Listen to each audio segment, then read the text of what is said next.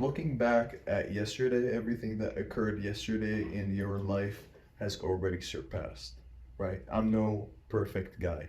I've been through it all. I've seen the dark days. I've seen the darkest tunnels, and I was able to push through, um, with the help of God, with the help of people around me, with the help of trusting myself. So I'll leave you with this one. Everything that happened in your past is gone. Proceed forward and think about you as a man, you as a woman, how you can progress daily without the other bullshit around.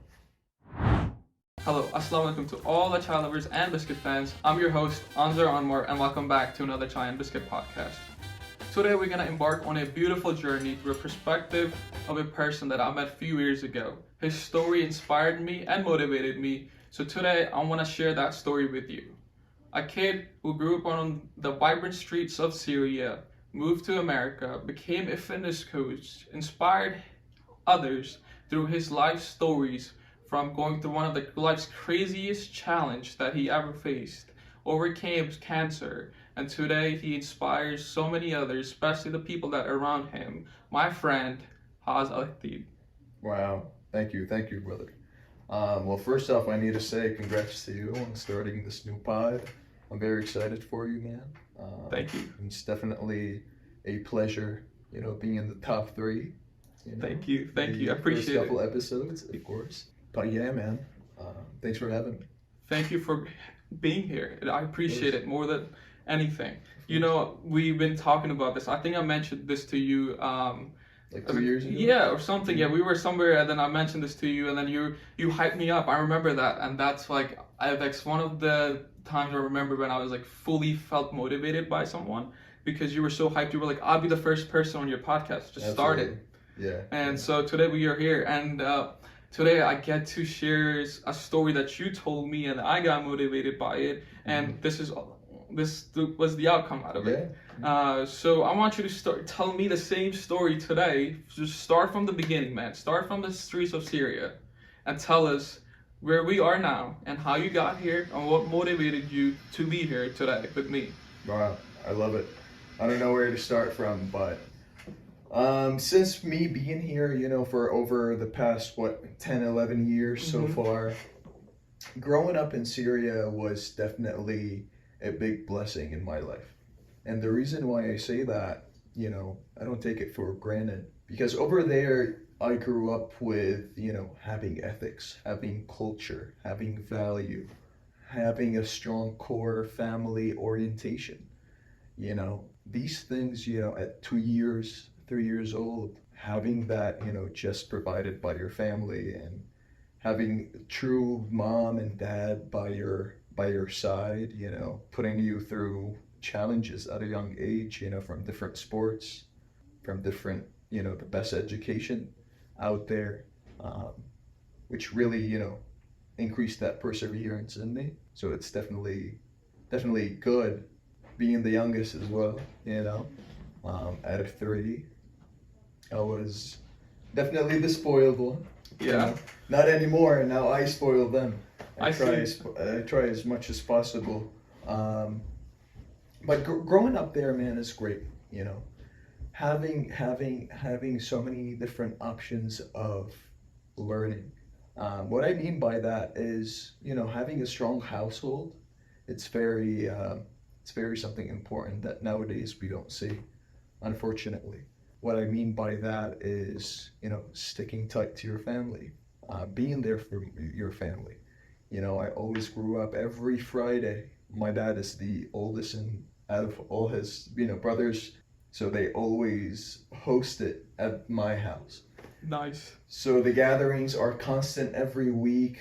With my cousins, everybody's out there for each other, which taught me I need to be doing that eventually for my family, and the people around me and the friends are around me. And what tags along with that, having a Muslim background, of course, really helped, because obviously, in my personal opinion, there's a lot of great, and ethical things to learn behind our religion and culture in terms of how you should handle yourself as a man, how you should be there for your family, for your wife, for your kids. Teaches you pretty much everything. That's something, I think we have in common because I think we have, I grew up I think I mentioned Pakistan, and then you grew up in Syria, but having, I guess, the Muslim or Islamic background in a way where our countries or our cultures are somewhat get affected by our religion, or it's kind of motivated with it somewhat. Yeah. So if you could, can you share one of like the earliest memory or like one of the funniest memory you probably had growing up in Syria? Yeah, I mean, I remember, I can recall, I was like maybe 6 years old.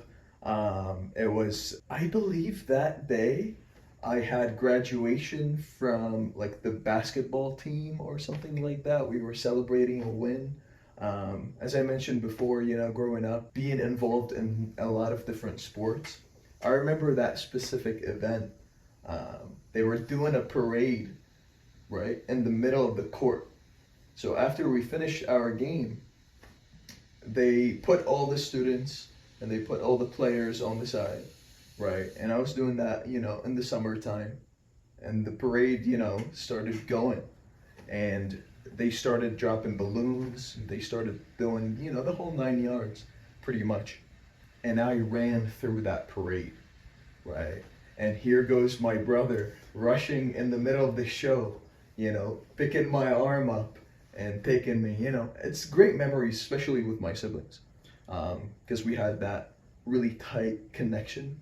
My brother, who I tell him everything that I go through on a day-to-day basis, the action stuff that goes, in school, growing up, you're like excited to tell everyone. And my sister, shout out to her. She's been there with me, especially, through the struggles, man. Haven't seen her for a long time now, but it's for good reasons. You know what I mean? I'm gonna start, with, as I mentioned, growing up, athlete, everything. Let me ask you a question real quick. Were you the annoying one, or was someone else was the annoying one in the family out of the three? I was definitely the loudest in the room. I feel like till this day, I'm definitely the loudest in the room, but in a good way. I have to be that outspoken guy. I have to share my opinion. I have to be, quite out there, but not in an annoying way. I'm the oldest in my family, I guess, out of the siblings. And I know I sometimes bully my little brother. Did you get that too when you were growing up? Like, how was that? Oh yeah. I mean, me and my brother, he's actually out here visiting. Earlier this morning, we were just talking about all these memories that we've had, growing up, and we used to just make up things, and chaotic in a very good way. He's out there killing it in Canada. He's a GI currently, as well. I can take a look at everyone in my family and be super grateful for the special, unique thing that they've taught me, and I look at it at all the different people in my life right now, which I'll get into that in a little bit. To kick it back,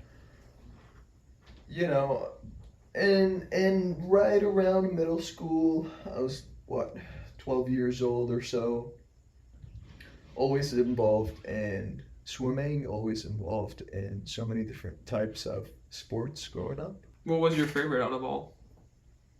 Definitely swimming and basketball. I was really efficient in those two. Then into my teenage years, I was like, I need to start lifting.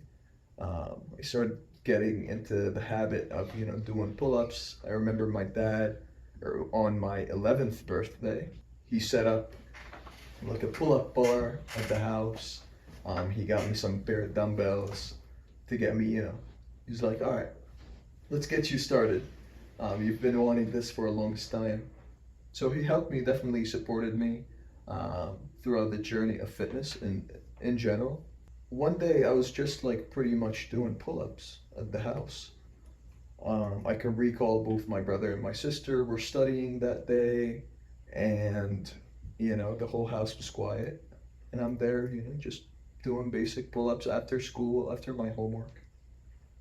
And I noticed two random lymph nodes right around here, right? And I'm like, I don't pay attention to them. I kept going. Then I walk up to my brother and I'm like, do you have any clue what this is? And he was just starting med school at the time. So pretty much I asked him, like, what's next? He said, we need to get you to an oncologist and do a blood work. You know, he didn't give me a lot of details. You know, at that age, if you tell somebody you got cancer, you know, Yeah, no, it's a big thing. It's a quite young age to go through that. For sure. So I was like, you know, whatever. I recall, you know, a week later, getting a lot of calls from so many doctors, and they took me to this specific doctor with my family, and they sat everybody down, and they told them that, hey, it's Hodgkin's lymphoma. It was around like stage 3, and everybody was, you know, devastated, shook. It was a big hit on my family.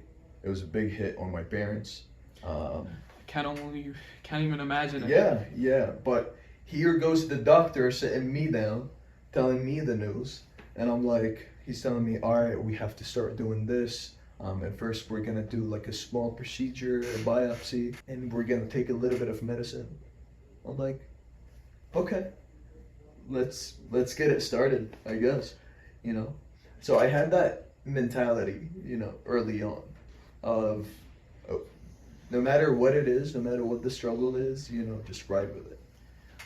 When the doctor sat you down and I guess told you the news, Yeah. I know it's hard to not recall or just go through that emotions again, but if you could just describe what were you feeling, what were the thoughts that at that time you were going, especially at that young age, like what were you thinking? Like, to be honest with you, till this day, I never told myself, why me? So I never had that, you know, thinking even at that age. I never questioned what was going on, you know. I just accepted what happened because it wasn't in my control. And now probably people out there wondering, like, how are you in this mindset at the age of 13? Well, when you're that young, and you tend to kind of just ride with it and not give it more attention, it's pretty much you accepted the fact that you have it, but you really don't care. So no matter what the outcome was, I really didn't care. Because I accepted the plan. I was like, okay. let me ask you a question. Do you think maybe the environment or the culture or the background of your religion 100%. that affected that as well? Absolutely. Having faith in God really, you know, really pushed it all. It's the majority of the whole equation, to be honest with you. If I don't have that trust and faith of the process and in God first, that, hey, I'm gonna do everything in my action to go through this, whether it's medicine, surgery, you lead the way, I'll accept it. So I had that engraved in me, you know, at a very young age, and I'm very, you know, obviously carrying that every single day and try to become better at that and enhance my skills on becoming more faithful, more spiritual.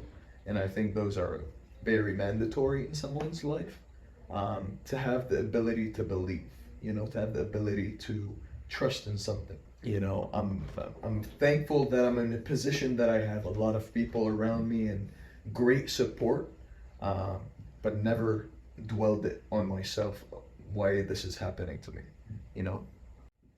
You know, that's such a crazy thing to hear or even think about at that age. Yeah. It is crazy. That's why, like, when I remember first time you telling me this, and I was just shocked. Even now, I am just in shock just hearing it again. It's like, like I get goosebumps, like just listening to it. So I cannot imagine what you were going through. I know sometimes like we do say things, we're okay, we're going through it, but it's hard to talk about, especially at that young age. I feel like, because even though you might be okay with it, but you also, I feel like, are shocked Right. Like, and especially the people around you, I think. So when they go into shock, you want to be, have that strength to lift them up too. You're like, I'm okay. So to give them a little bit of a motivation to lift them up. So how did that go? I mean, like, it's from your parents and your brothers and your brother and your sister perspective. Like, they must have gone through, emotions that are just up and down. They couldn't even thought Oh of my at that God, time. I can't even imagine. I was going through the pain and seeing, that was adding external pressure on me, seeing my family struggle, not struggle in terms of, physically, but struggle emotionally behind seeing me go through those phases. Mind you, I started, with the biopsy, as the doctor mentioned. I went through that. Then they gave us all the news. Then after that, they decided to do rounds of chemo, right? So I started doing multiple rounds of chemo. And back there, I used to take it in an IV, right? So it's not a central line where all this chemo is going through, like a PIC line or a Broviac or anything like that. It was pretty much a butterfly IV in my arms. And just feeling like gasoline going through your bloodline. Like feeling that pain on a constant weekly basis was definitely something huge. Yeah, and that's, like I said, it's still such a shocking way to, like, I'm listening to it, just like keep getting goosebumps, and it makes me sad that, you said that was in control. Like, you're absolutely right. I do believe in, things where, like, things happen for a reason. Everything for sure. teaches you a lesson. Absolutely. So from there, like, how did you move to, or when did you move to America? And then from there, how did you get into fitness? Like, how did that journey go about? Yeah, totally. So after, going through lots of rounds of chemo and radiation, and you call it, I've done it. The whole process, ultimately, they mentioned in the first beginning that it's going to take 6 months. After a whole year, there was a good change, right, for me to be on remission, but not a huge significant difference. You know what I mean? So I was required more. What I mean by that, I was required a bone marrow transplant. So what other place than the US to get a transplant, right? We've looked around. I've had, my father contact France, contact different places in Europe. I recall going to Lebanon just so I can find the fastest getaway as possible. So we decided, going back and forth and having family here, which really helped out, I decided to come to the US. And as soon as I, got accepted with the visa, you know how it is over there. Yeah. And I was like, all right, I'm just gonna pack my bag and leave. Whatever this is gonna take, let's keep riding the wave. So I did that. Took off all the way here. I already made contact with an oncologist to see me as soon as I land here. Went through the procedure, and here I am relapsing again, right? So from the process of stopping chemo back home to a process of me getting accepted for my visa, I stopped, receiving medication because knowing that I'm gonna fly away. So as soon as I landed here, and they put me through the scans, here I am relapsing again. You know what I mean? So I have to I had the reset button, here I am starting all over again. So, I mean, that's so many challenges. So, like, now you moved to a whole new country with the completely different culture, completely different environment. Yeah. Top of that, you had this going on, this whole situation. You said you just hit a reset button. How did that not change your life? Like, how did that not impact your emotions? How did you still stay consistent? with everything? I mean, again, throughout focusing on what's mandatory in life, um, especially from a man's perspective, onto all those years you're counting, you're building your own life, right? You grow all your teenage years with somebody who has a father or not having the father. So that was always the challenge, right? I left everyone behind and I came here. So throughout that struggle, I accepted what I'm going through, you know. We have to come to like realize that you gotta accept the struggle. Every struggle that you're going through currently, you have to accept it and figure out how to get out of it, you know, in a healthy way. So to bring it back, that helped me to persevere because I had no expectations. You know, I was like, no matter what it takes, okay, it's cancer, it's Hodgkin's, it's curable. I'm gonna keep doing the things that I love doing, focus being on a good student, being a good son. Now it's a huge responsibility of me starting a whole new life at a different country. So I had other things to focus on, you know. So taking my mind off of it as much as possible, I would say, while maintaining building my own life, has really helped me out. When you moved and started like everything, you know, it was a reset. Pretty much your whole life was a reset. Pretty much. As soon as you landed here. From the culture perspective, like how was that? Like how was compared to living in Syria now? All of a sudden you're in an environment that's just such a different environment. That is, I don't think like when I moved here to America, I had to learn everything new. Pretty much, it was like I was a kid again, and I had to learn from the language, from you know the how my relationships I'm gonna build with some people, and even just talk. Like I was having a hard time, you know, communicating with people because first, you know, we different backgrounds, different culture, different language, and so I had to like restart from just learning from you know from the language to the culture. And how was that for you? To be honest with you, it was kind of 50-50, you know, more on like 75-25. The reason behind that, I wasn't as much culture shocked. The reason why, because I visited, you know, the US multiple times just to go back and forth, you know, to visit my uncles. Also, the school system I was in back home was pretty much American education. So they prioritized English, you know, and Arabic at the same time. So what, I was 3 years old starting to learn English. My mom is an English teacher at the American school back home. So that really helped out as well. And the mix of having, you know, different people from different cultures back home really helped out. So the diversity in my school back home really helped out transforming over here to a bigger, diverse background, especially, you know, American culture. So it was not a struggle, it's just, you know, building myself and getting acclimated with the system more than the language, I would say. How was the school like? How was the school environment compared to Syria? I know it's you said you mentioned you're going to an American school, but I feel like the going to school there and even here, it's a slightly a different experience.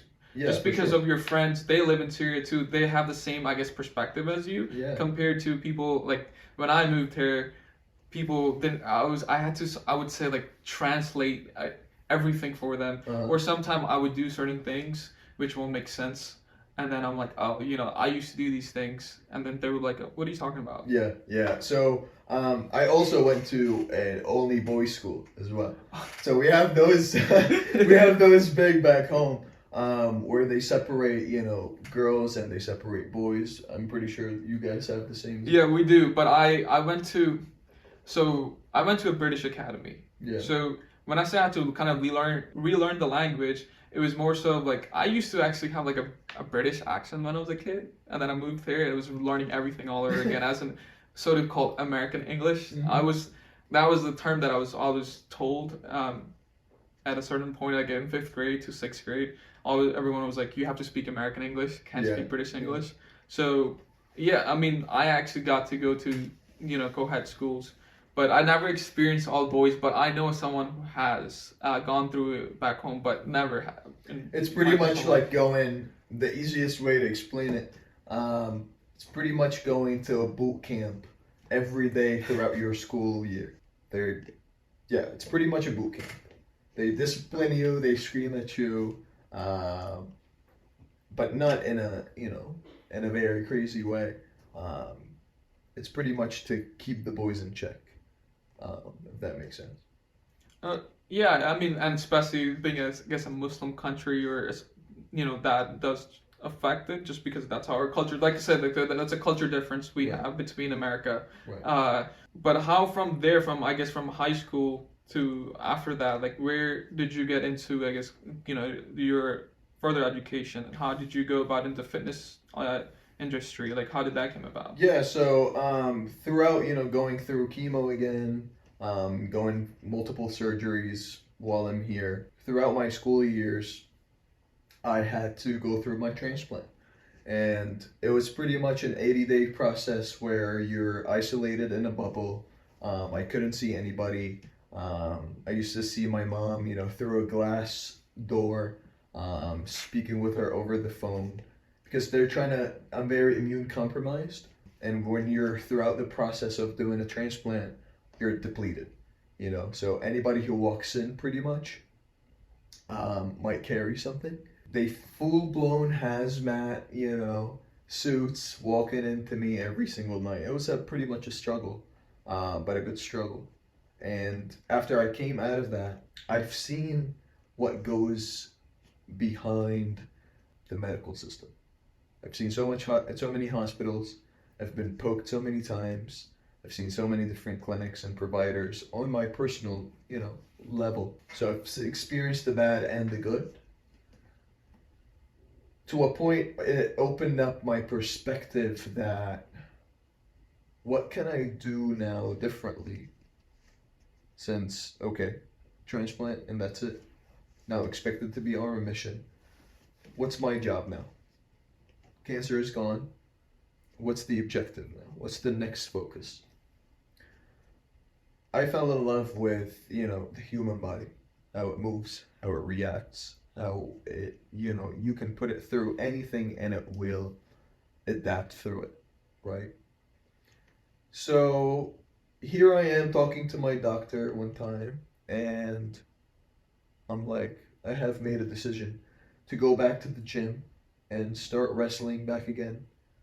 Just where I can, get back in the flow. After transplant, I was 6'3" at 140 pounds. I hated the way I looked. I used to look at myself in the mirror and be like, one day I'm gonna change it all. So I kept eating, kept changing in my body, told my doctor that, hey, it's game over. You're gonna see a different me. He was like, you can't be doing that. I was like, kind of shocked. The reason why growing up, swimming, multiple different sports, wrestling, lifting in the gym, having that constant routine of being athletic has been cut off out of me. So once I heard that, I was like, no way. I'm not agreeing with you. So I completely, as soon as that moment hit, it taught me one thing. Flip the script and believe in your own way. Trust it. It's not only what you hear is always right? Have belief and trust. Flip the script and create your own way. Everyone needs to listen to this. Hold on. Flip the script and create your own way into it. The reason why there are so many ways of being right.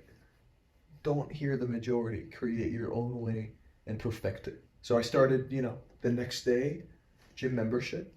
Here I am, going through the groove. Tried to eat anything possible. Of course, not McDonald's and fries. You gym bros out there. It's pretty much of how can I get in a caloric deficit, experience what goes behind an injury as well. To a point, it's not like, hey, I'm trying to get injured. I got injured because my ligaments were kind of little fragile because of the heavy chemo I was taking, right? So I strained my inner thigh, right? And here I am going to an orthopedic, scanning it, and it's only a strain, but they think it's a lymph node. So they cut me open, and it's obviously a strain. So I was pretty much, that taught me as well, going through an injury that related to a basic strain at the gym through an operation that had no purpose. So that sparked in my head, what can I do now to learn and expand my skills, right? So I started diving into multiple certifications. I was like, that's what I'm going to school for. Kinesiology is the only route. So I did that. And I was like, what else I can do? And I started diving into working at GNC, and I killed it over there. Started, as a basic associate. 3 months later, here I am, assistant manager, then to a manager, climbed up the whole ladder. And I used that journey to pretty much not only get people onto, hey, take creatine or take protein, that's the best thing. It's not about that. I experience everything, every single supplement on a personal level, so I can share with you what it actually does. Show you what's actually true out there, what you truly need, and what you truly don't need. So I dive deeper into that based on a personal experience, hearing different people after going through, several of certification and continuing education within the field, got certified, seeing more clients, and the success that brought me onto having my own philosophy and believing in my own philosophy and what the human body could do has been the biggest impact on my life.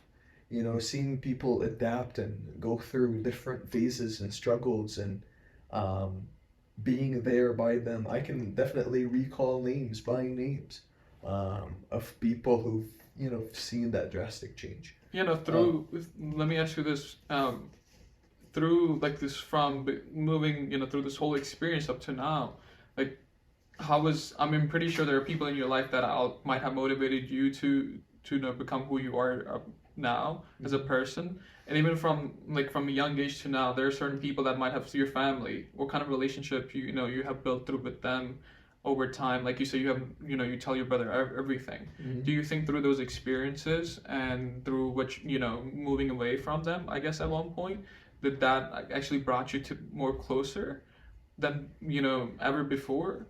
Yeah, so what brought me closer? It brought me closer to myself. Since I was separated from everyone around me, including my brother, including my sister, my father, having a father figure, obviously, have really taught me how to, even throughout my journey, throughout cancer, taught me how to love myself and how to really be focusing on establishing that focus towards myself. Because if I perfect that, I can be able to give it to others, right? And what I mean by that is it's okay to be selfish. Going through struggles and being selfish and focusing on yourself, how to get better and overcome that is totally okay. Especially a lot of people are out there don't have a support system, and having that trust, having that, God in the background, plays a huge, big role, because they've been some really darkest days where I had no one around me. I had to build my own circle, and I saw multiple people, and I had to, exit a lot of people in my life. Till this day, I'm very selective, with who I'm including myself around, sharing my ideas around, hanging out around with. The reason why, because influence is a big part, big thing as well. And nowadays, with the word we live in, social media, everything out there, I would say definitely corrupted people more than the other side, but it's all up to how you use it, right? So what I mean by that, instant gratification is a big thing, right? Now, if you're unhappy with something, you have to change it immediately, or you can get access to multiple other things within a snap, right? Me going through that phases, man, trust me, I didn't have options.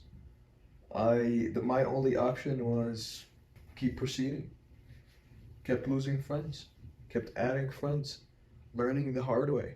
And that's what I want to share with the most and emphasize a lot is accept the struggle that you're going through. You know, whether it's no matter what it is, if it's a friendship, if it's a breakup, if it's a relationship, if it's a business deal, anything that you're going through for a purpose, for a reason. And to unlock that potential of thinking into having that purpose is you working towards it. You know, the more you persevere, the more you coach yourself how to become healthy. The more you coach yourself how I'm gonna eat and become better throughout the day.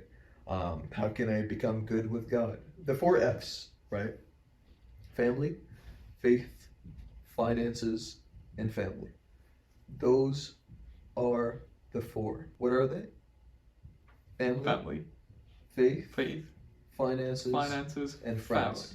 Family. Or friends. Yeah. Yeah, I believe so. I mean, family twice. But I think friends becomes family too. So family. Yeah. I mean, you know what I mean. Yeah, you know? absolutely.